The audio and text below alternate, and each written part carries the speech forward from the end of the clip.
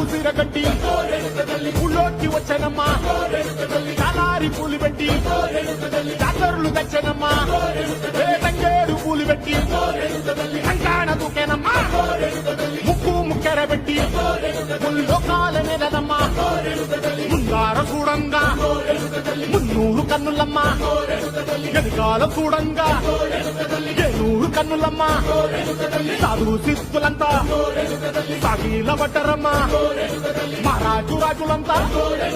మొగారిల్లిరమ్మా కోరిక కోరంగా రంగులు పూసినాము